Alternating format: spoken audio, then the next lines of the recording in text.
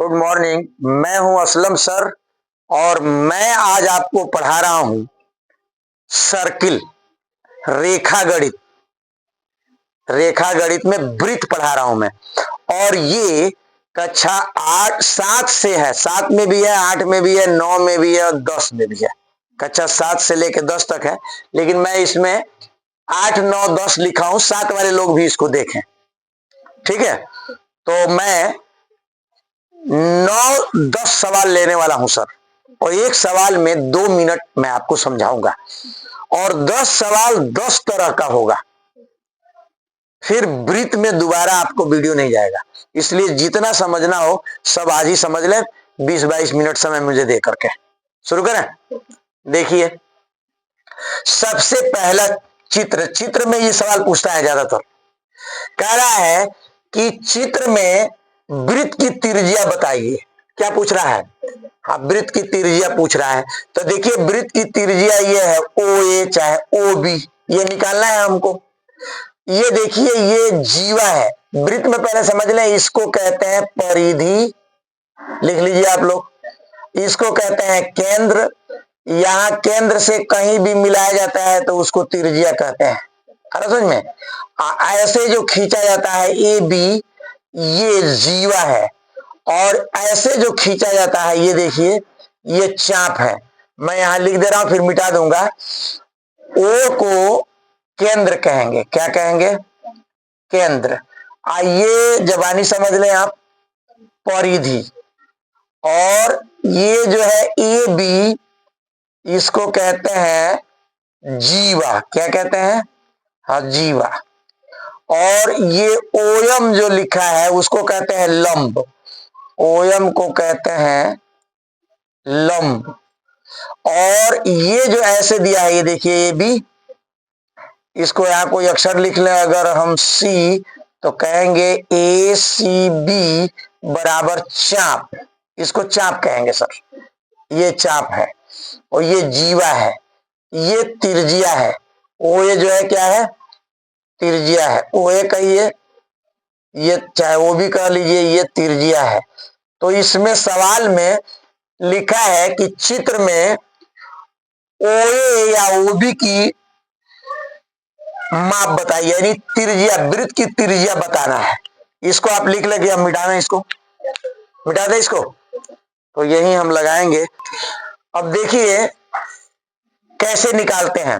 देखिए, ये यहां से यहां तक जीवा को 24 दिखा रहा है ना, तो आधा ये है, यहां 12 हो गया है और ये अभी 12 हो गया।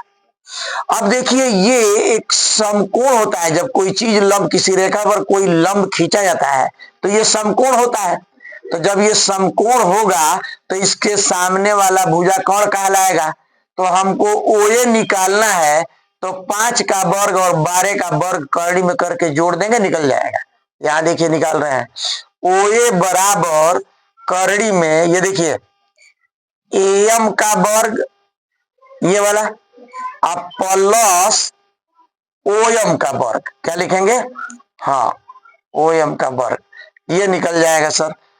AM देखिए 12 है, 12 का वर्ग कर दीजिए, प्लस ये देखिए 5 है, 5 का वर्ग कर दीजिए, तो 12 का वर्ग कितना होगा? 144। 5 का वर्ग कितना होता है? 25। जोड़ेंगे तो कितना होगा? 169। वर्गमूल कितना होगा? 3 सेंटीमीटर। क्या लिखेंगे? 3 सेंटीमीटर। सब लिखे 13 सेंटीमीटर। हाँ, तो ये हो गया सर। अब इसी में हम आपको दूसरा सवाल बता रहा है, इसको मिटा दें। अब देखिए, इसी पर मैं आपको दूसरा ये सवाल बता रहा हूं। देखिए, ये प्रश्न नंबर 2 हो गया कि इसमें जीवा की लंबाई निकालना है। क्या निकालना है? जीवा की लंबाई। तो ये चित्र में कह रहा है कि जीवा की AB की लंबाई निकाली है, तो AB की लंबाई डायरेक्ट नहीं निकलेगा सब। आपको देखिए ध्यान से, त्रिज्या दिया हुआ है 10, यह भी 10 होगा, ये देखिए, और लंब है 6, तो ये तो कर्ण हो गया ना। तो अब 10 के वर्ग में से 6 का वर्ग घटाएंगे तो ये निकल जाएगा AM। क्या निकल जाएगा? AM, Y निकल जाएगा। यह भी Y है, तो ये Y निकल जाएगा, तो दोनों को जोड़ देंगे तो ये X निकल जाएगा। तो हम ये निकाल रहे हैं एम क्या निकाल रहे हैं, एम, एम का ये चलिए एम लिख दे रहे हैं, एम निकाल रहे हैं। तो एम निकालेंगे तो कर्ण के वर्ग में से यानी 10 के वर्ग में से लंब का वर्ग घटा देंगे सर। तो 10 का वर्ग कितना होता है 100, 6 का वर्ग 36, घटाएंगे तो 64, 64 का वर्गमूल कितना होता है 8। तो ये निकल गया है आपका 8, 8 ये होगा, 8 ये होगा। तो हम लिख देंगे कि ए बी ये निकालना है हमको यहाँ, ठीक है ना। हाँ, ए बी बराबर 8 प्लस 8, ये देखिए दोनों तरफ बराबर 16 सेंटीमीटर। ये जीवा की लंबाई निकल गया। इसमें जीवा पूछ रहा था। अब आप तो यही मैं आपको जबानी समझा दे रहा हूं। देखिए अगर ये नहीं दिया रहता, ये देखिए ये नहीं दिया रहता और ये दिया रहता यहां 16, तो क्या करते 16 का आधा करके यहां भर लीजिए 8, और 8 का वर्ग और 6 का वर्ग जोड़ के ये निकल जाएगा 8 का वर्ग 64 और 6 का वर्ग 36, जोड़ेंगे तो 100, 100 का वर्गमूल 10। तो इस तरह से आप जो है ये निकाल सकते हैं आराम से। आगे समझ में। तो आप जो है मैं ये सवाल को इस तरह का बना दूं जो आप निकाले थे 16, ये देखिए ये निकाले हैं 10 दिया है और ये आप निकाले हैं। इसको मैं छोड़े जा रहा हूं कि मिटा दो, इसको मिटा दे रहा हूं मैं। ये देखिए सवाल, इसमें कह रहा है कि जीवा जो है 8 सेंटीमीटर है और वृत्त की त्रिज्या 5 सेंटीमीटर है, तो लंब ज्ञात कीजिए। क्या ज्ञात करना है, लंब। तो लंब ज्ञात करना है तो सबसे पहले आप 8 का आधा करके भरिए, इधर भी 4 और इधर भी 4, ये 5 है त्रिज्या तो ये भी 5 हो गया त्रिज्या। अब 5 के वर्ग में से ये आधार का वर्ग निकाल देंगे, लंब निकल जाएगा।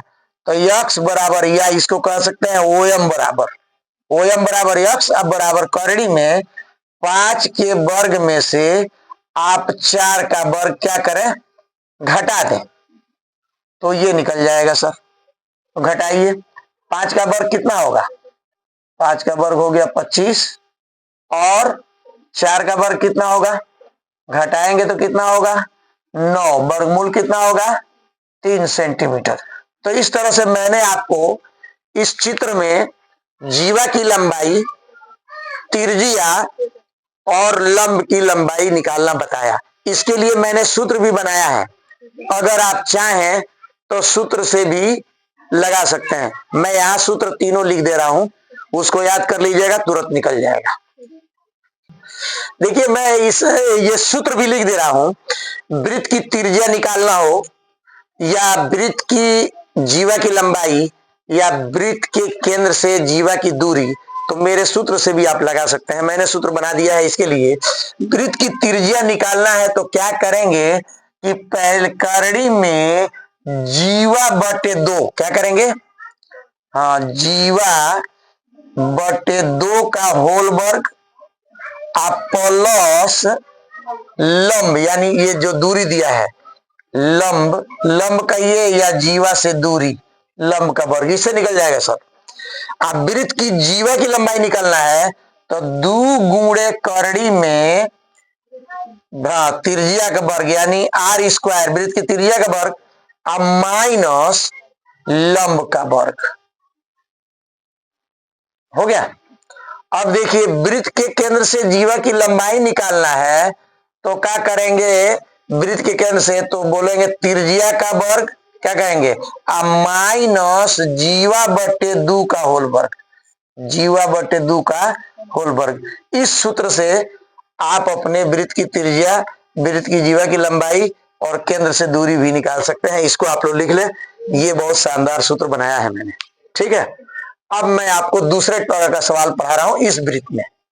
अब देखिए इस तरह का वृत्त बना हो जो देखिए बीच देख रहे हैं केंद्र से खींचा गया है, यह भी जीवा है, लेकिन सबसे बड़ा जीवा आता है 1 नंबर में। सबसे बड़ा जीवा का क्या नाम है, व्यास। जो केंद्र से होकर खींचा जाता है वो सबसे बड़ा जीवा होता है। हाँ, कंपटीशन में भी ये पूछता है। तो ये एक जीवा है जिसको व्यास भी कहते हैं। और आपको बता दें कि यहां से कहीं भी उठा के ले जाए, यहां से देखिए, यहां ले जाए फिर इसे मिला दें, या यहां से यहां ले जाए फिर मिला दें, या यहां ले गए हैं, ये अर्धवृत्त खंड का कोण है, यह हमेशा 90 अंश होता है, फिक्स है। अर्धवृत्त खंड का कोण 90 अंश। इस कोण को पूछ रहा है, कोण सी। तो ये कोण सी पूछ रहा है और ये दिया हुआ है 30 अंश। कितना दिया है? तो क्या करेंगे, इस 90 में से 30 घटा देंगे, ये अपने आप निकल जाएगा। तो इसमें यह भी पूछ सकता है, यह भी पूछ सकता है और यह भी पूछ सकता है, याद रखिएगा।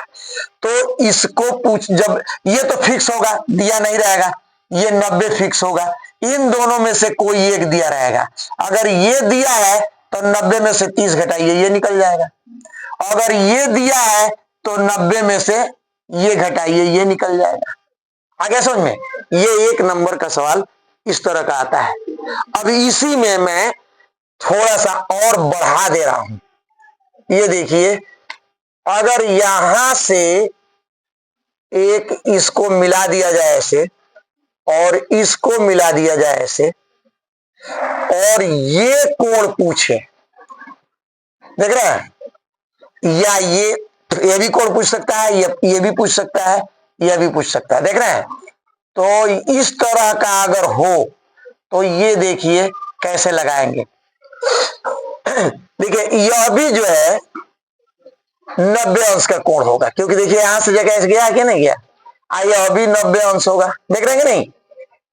अब रही बात कि ये पूरा निकालना है, तो ये जरूर दिया होगा।